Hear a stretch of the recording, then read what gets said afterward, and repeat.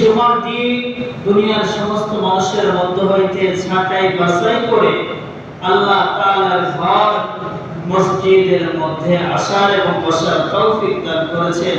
এজন্য সকালে এই অন্তরের অন্তরস্থান থেকে শুকরিয়া আদায় করি, সকলেই বলি আলহামদুলিল্লাহ।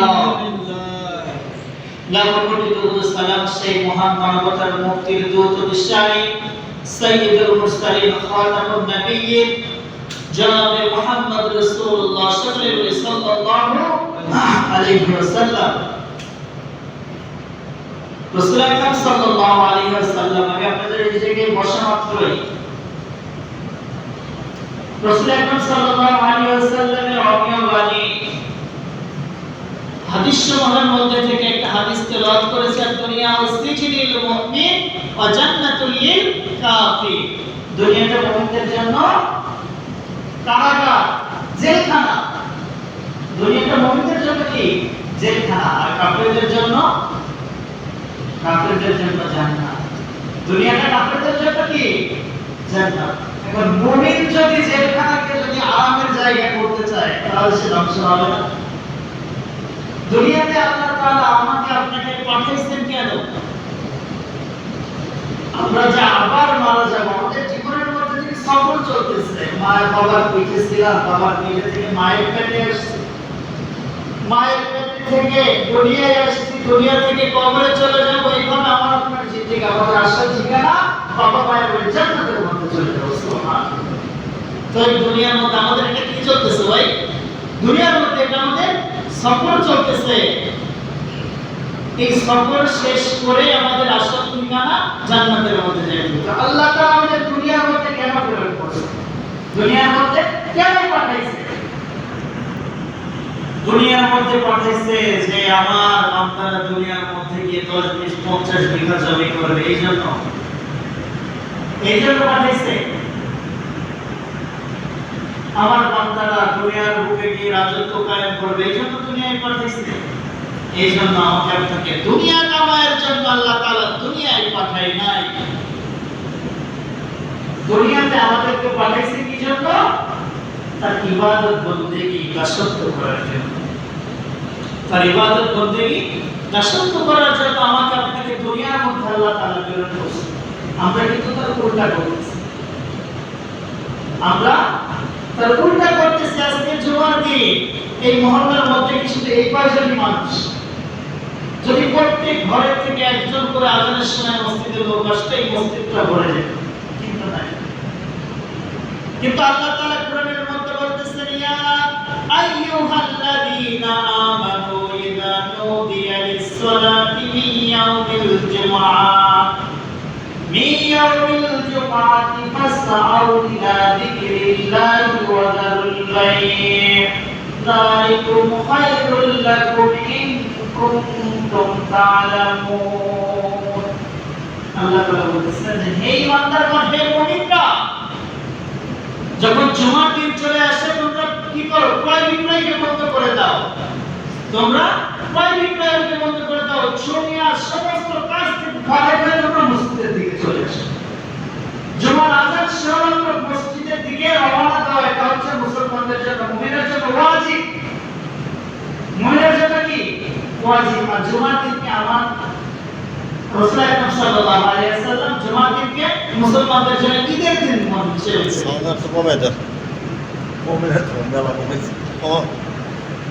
জুমার দিনকে কিসের দিন হিসেবে তুলনা করছে?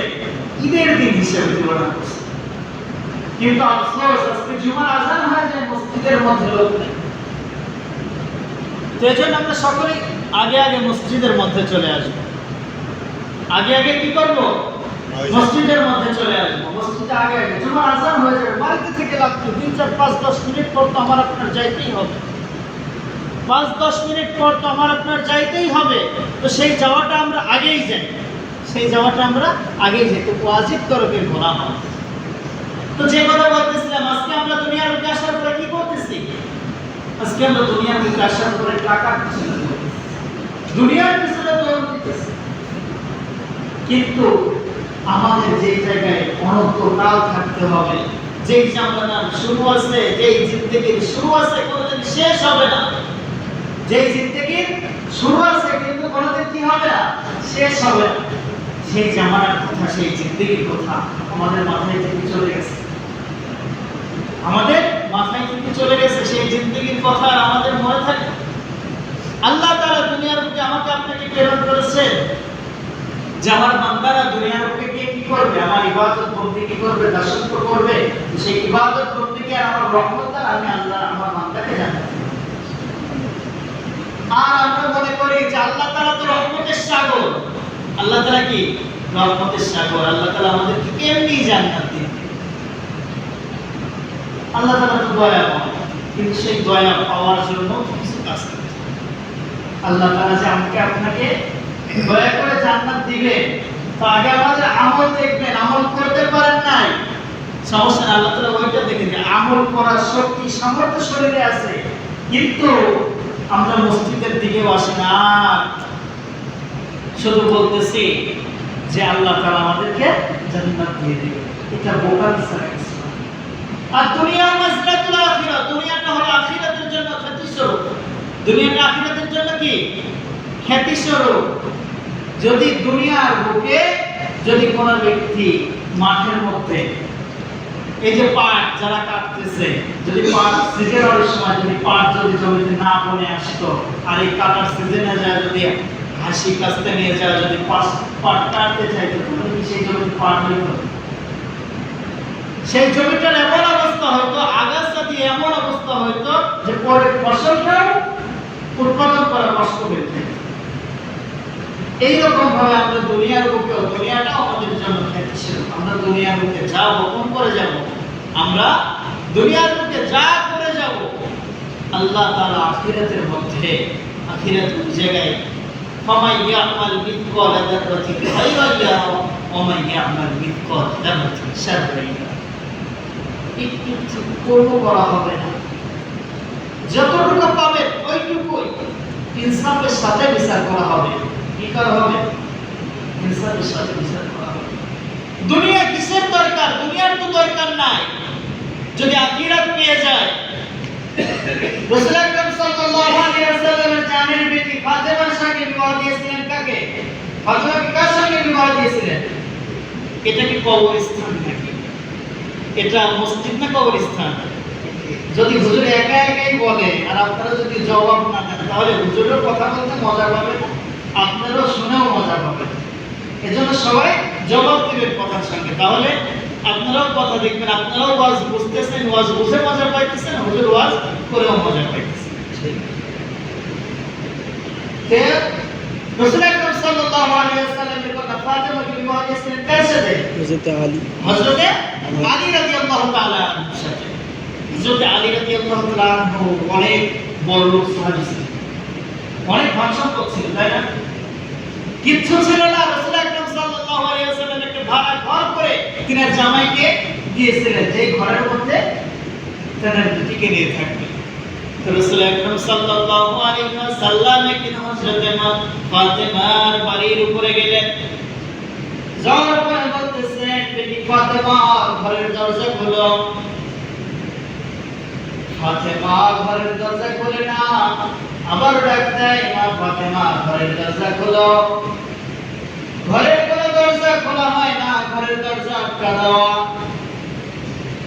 ভেতর থেকে ফাতেমা রাদিয়াল্লাহু তাআলা আনহা জবাব দিতেছে যে বাবা, আমার শরীরের মধ্যে এতটুকু কাপড় নাই যেই কাপড় দিয়ে আমার শরীরকে আবরণ করে, যেই কাপড় দিয়ে আমার শরীরকে ঢেকে আমি আপনার সামনে গিয়ে দাঁড়াবো। আমার শরীরের মধ্যে এতটুকু কাপড় নাই যে কাপড় দিয়ে আমার শরীরকে আবরণ করে আপনার সামনে গিয়ে দাঁড়াবো। রাসূল আকরাম সাল্লাল্লাহু আলাইহি ওয়াসাল্লাম সঙ্গে সঙ্গে কাঁধের থেকে চাদর নিয়ে ভিতরে দিয়ে দিলেন, ভিতরে ফেটে দিলেন, ঢেলে দিয়ে দিলেন। ফাতেমা রাদিয়াল্লাহু তাআলা আনহা সেই চাদর দিয়ে নিজের শরীরকে ছুপায় ঘরের দরজা খুলে ঘরের মধ্যে রাসূল আকরাম সাল্লাল্লাহু আলাইহি ওয়াসাল্লাম যাওয়ার পরে বলতেছে, আব্বাজা আপনি আমাকে এত গরীব সাহাবীর সঙ্গে বিবাহ দিয়েছেন, আপনার তো আরো সাহাবী ছিল, আমার হাতের দিকে তাকায় দেখে আমার দুইটা হাত যাতা পিষ্টে পিষ্টে হাতে ফুসকুড়ি হয়ে গেছে, ফুসা উঠে গেছে। আমার গলার থেকে বুকময়ের নিচ পর্যন্ত মস্কের পানি টানতে টানতে দাগ পড়ে গেছে, লাল হয়ে গেছে। আমার তো খুব কষ্ট হয়। তখন ফাতেমা হযরত রাসূল আকরাম সাল্লাল্লাহু আলাইহি ওয়াসাল্লাম বলতেছেন যে বেটি ফাতেমা তুমি 2 রাকাত নামাজ পড়ো। কি বললেন? রাসূল আকরাম সাল্লাল্লাহু আলাইহি ওয়াসাল্লাম বললেন তুমি 2 রাকাত নামাজ পড়ো। কয় রাকাত নামাজ? 2 রাকাত নামাজ আদায় করো। তো যখন ফাতেমা রাদিয়াল্লাহু তাআলা 2 রাকাত নামাজ আদায় করলেন, নামাজ আদায় করার পরে ফাতেমা রাদিয়াল্লাহু তাআলা আনহা জায় নামাজের উপরেই বসে আছেন। কোথায়? জায় নামাজের উপরেই বসে আছেন। রাসূল আকরাম সাল্লাল্লাহু আলাইহি ওয়াসাল্লাম বলতেছেন বেটি ফাতেমা তোমার জায় নামাজের যে কানি আছে ওই কানিটা তুমি উঠাও। জায় নামাজের যে কানি আছে জায় নামাজের কানিটা উঠাও। ফাতেমা রাদিয়াল্লাহু তাআলা আনহা জায় নামাজের কানি উঠালেন। দেখেন যে জায় নামাজের নিচ দিয়ে সোনা হীরা মণি মুক্তার নহর যাইতেছে। সুবহানাল্লাহ। জায় নামাজের নিচ দিয়ে কি যাচ্ছে? সোনা হীরা মুক্তা রূপা নহর যাইতেছে। রাসূল আকরাম সাল্লাল্লাহু আলাইহি ওয়াসাল্লাম বলতেছেন বেটি ফাতেমা এখান থেকে তোমার যত পরিমাণ পর্যন্ত তোমার যতটুকু প্রয়োজন তুমি নিয়ে নাও, কিন্তু মনে রেখো, সতর্কবার্তা মনে রেখো, এই স্থান থেকে তুমি যতটুকু উঠাবে আল্লাহ তাআলা জান্নাতের মধ্যে তোমাকে ততটুকুই কম দিবে। যখন এই কথা বলছে যে আখিরাতে কিন্তু তুমি এই পরিমাণ কম পাবে, সঙ্গে সঙ্গে ফাতেমা রাদিয়াল্লাহু তাআলা আনহা সেই সোনার উপরে থুতু মারছে, জায় নামাজ দিয়ে ঢেকে দিয়েছে। সেই সোনার উপরে কি করছে? থুতু মারছে, জায় নামাজ দিয়ে ঢেকে দিয়েছে। সোনার উপরে থুতু মারছে, জায় নামাজ দিয়ে ঢেকে দিয়েছে, কারণ তার সেটা প্রয়োজন নেই। প্রয়োজন কি? আখিরাত। তো আমার আপনার প্রয়োজন কি?